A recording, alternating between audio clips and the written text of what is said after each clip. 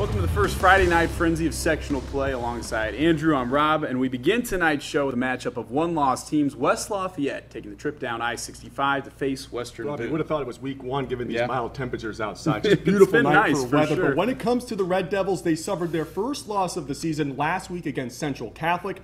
Western Boone, on the other hand, suffered its only loss to the other team from West Lafayette, the Harrison Raiders. The Red Devils came into the game ranked in the top 5 in Class 3A. Western Boone did not, and they felt like they had something to prove. Star running back Logan Marsh breaks a tackle, dives in the end zone for the 18-yard touchdown run to put Webo up 7-zip. Westside replies a little bit later in the form of Travis Roll. He gets the carry, gets across the goal line, eventually pops up from the pile with the ball in his hands.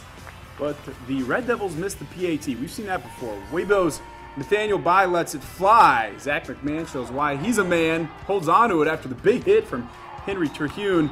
Webo kick a field goal to go up 9-7, but the Red Devils retake the lead thanks to Roll, who rumbles in for one of his 4 touchdowns, put Westside up 13-9. Red Devils looking to strike again. Somehow Kidwell avoids the sack. He's going to keep the play alive. Oh, wow. The junior hooks up with Luke Talukian for the touchdown, making Brock a proud Papa/AD. West Lafayette goes on to win 41-23.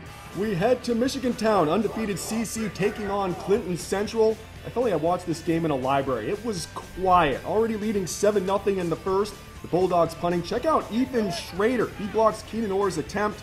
That will earn you a helmet sticker. Clinton Central turns the ball over, and the Knights get the ball with great field position. Avery Denhart had a tough outing throwing the ball last week against Westside, but here he hooks up with Jordan Turpin for 6. Yippee-ki-yay. CC's lead swells to 14. Purdue head coach Daryl Hazel, he's in the house. Self-inflicted wounds continuing to hurt Clinton Central. On the option, Orr's pitch sails just out of the reach of Reed Kripe. Ball is loose. Jacob Page recovers. You see where this one is going, folks. 2 plays later, Jackson Anthrop. He's going to walk in for the touchdown. CC downs Clinton Central 70-8 the final. Up in Benton County, the Bison hosting the North Montgomery Chargers. BC down 3-0 in the first, but not for long. Johnny Laney fakes the handoff, pump fakes, and takes off for the end zone. Laney in for the score, untouched. Bison lead 7-0. Chargers responding through the air. Bailey Adams goes down the sideline to Devin Zachary, coming right into your living room. Wow. Big Nice gain throw, down BA. to the BC 1-yard line. The very next play, the handoff to Alex Parsons right up the gut. Good for a 10-7 North Montgomery lead. Bison trying to hang in there the best they can. Laney throws it up, but it flutters. Nate Emmert there for the pick. And the Chargers taking back the momentum.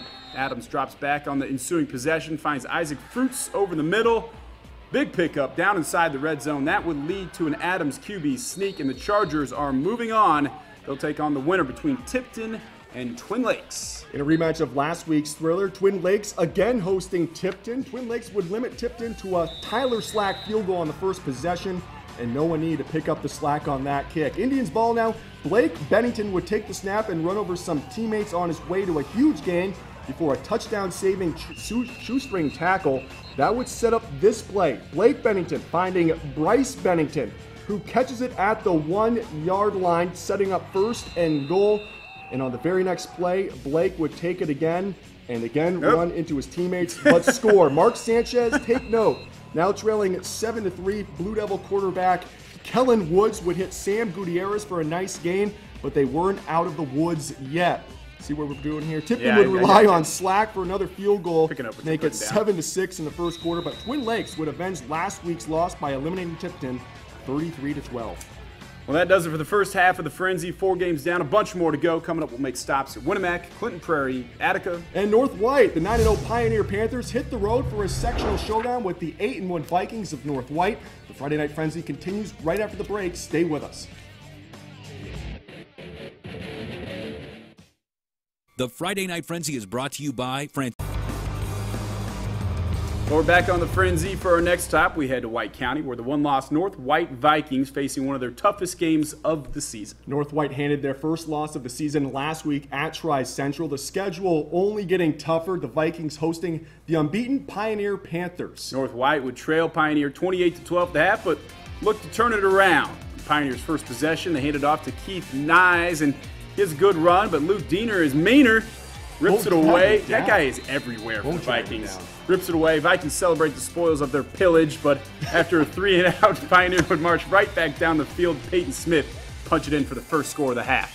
Ensuing possession for North White. Diener fires one over to Jacob Quasbarth to convert on 3rd and long, but the Vikings would again punt, and Keith Nyes would knife his way into the red zone once more. This time, Nick Price gets the call, and the Price is right, Juke's right, over the plane for another touchdown. Pioneer literally running away with it. The Vikings wouldn't give up, though, as Diener steps out of the pocket on the very next play, and he does his best Andrew Luck impression.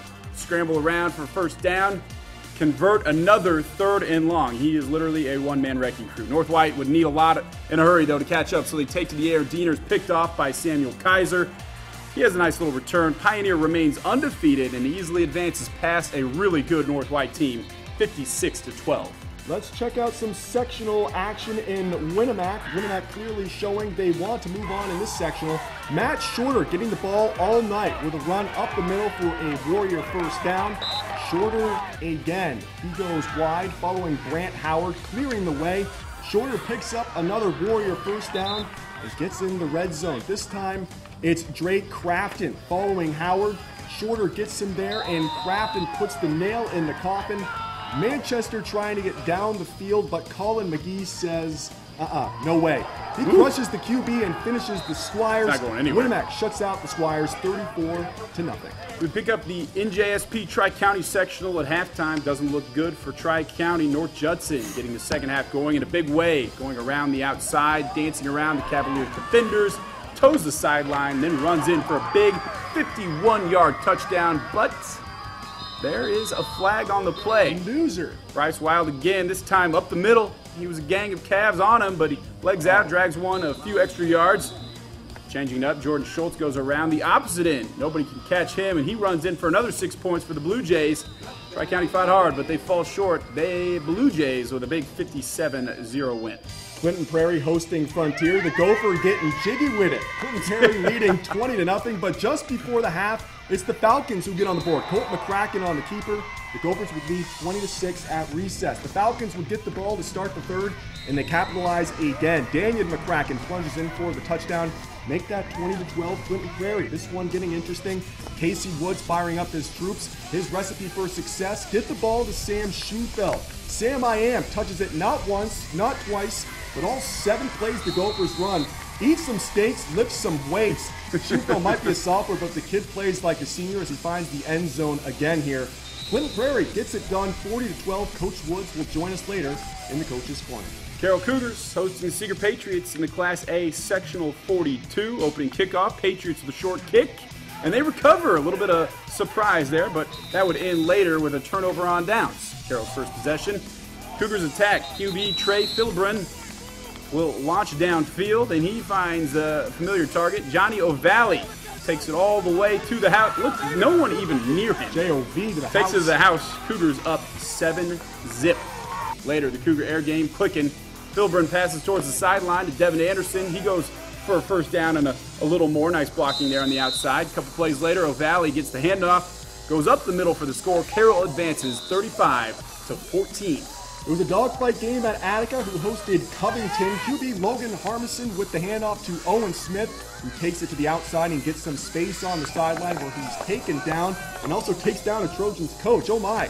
Logan draws back again, scrambling, looking for a receiver. He launches it to running back Smith again, who takes down with a dangerous helmet-to-helmet hit. Harmison then is going to fake the handoff and keep it. Gets a block and another, and it's smooth sailing into the end zone for the touchdown. Covington QB Ty Bever fakes the give, and the pocket just collapses around him. He's taken down. Oh boy. Bever out of the gun now, taking it to the air. Oh, it's picked off by Attica's Chase Little. Attica wins it 35-20 the final.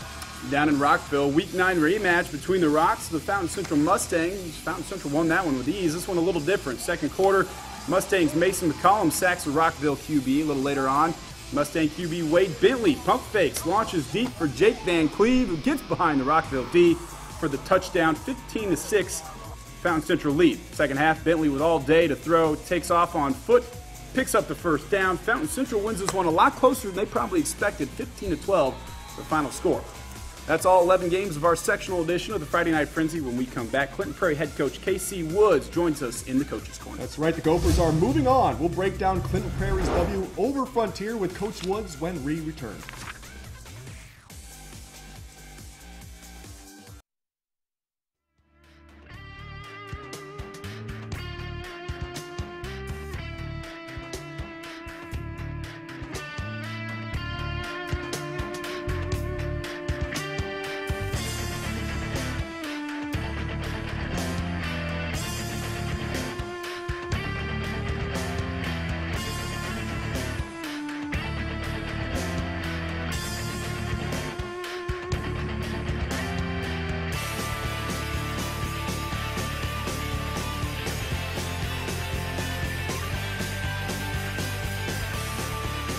Welcome back to the Frenzy. Joining us tonight, Clinton Prairie head coach Casey Woods. It's got to be good to be moving on, right? Anytime you can stay alive and keep playing football in the postseason, it's got to be a good feeling. Oh, absolutely. We challenged our guys. We got a great group of seniors that have done a great job leading the team this year, and we kind of grabbed our group together Thursday, and we said, hey, let's keep these seniors playing football for as long as we can. And our kids took it to heart because they love those guys, and hey, they get to play another week. We saw from the highlights, we also talked about him off air, but just what a performance from Sham Schoonfeld tonight. Just how impressed were you with him? Oh, I was, extremely impressed. You know, we kind of told him, you know, if they widen some linebackers out and take away bubble and some of the things we like to do, we're gonna give it to you as many times as we can and see if you can carry us. And you know, for a sophomore, a young kid, well, he did that. You know, 295 yards on 35 carries. 5 touchdowns, and so he absolutely answered the bell, and he's a tremendous athlete and a great football player. We're proud to death of him. You started the year off with a win over Frontier. Obviously, you go a couple months in between seeing them again. You beat them pretty soundly in week 1, but what's the challenge when you face a team the second time around, you're separated by that amount of time? Yeah, you know, we told our guys it's hard to beat a team twice. And they have some great stuff they do in the backfield, some misdirection stuff. Really gave us fits for quite a while. We had trouble kind of dissecting who had the ball and who didn't. So they coached up on some stuff. We had worked the passing game pretty well that week 1 game, and they widened those linebackers out and kind of took that away from us. So we said we'll give the ball to Sammy and let it roll. This is your first year as head coach of the Gophers, your first time on the Frenzy with us here. Just I noticed being at the game tonight, just the passion you display. I mean, you're vocal out there, man. You really care about these kids. Just how would you assess the overall year thus far, even though you're still alive and playing? Yeah, you know, our guys have done a great job of buying into the system. And we got going over the summer, and we said we're gonna play really fast, we're gonna play really aggressive, and we're gonna play with a lot of energy. And I told them, I said, you're gonna see energy. That's one thing that I kind of roll with, and they kind of feed off of it.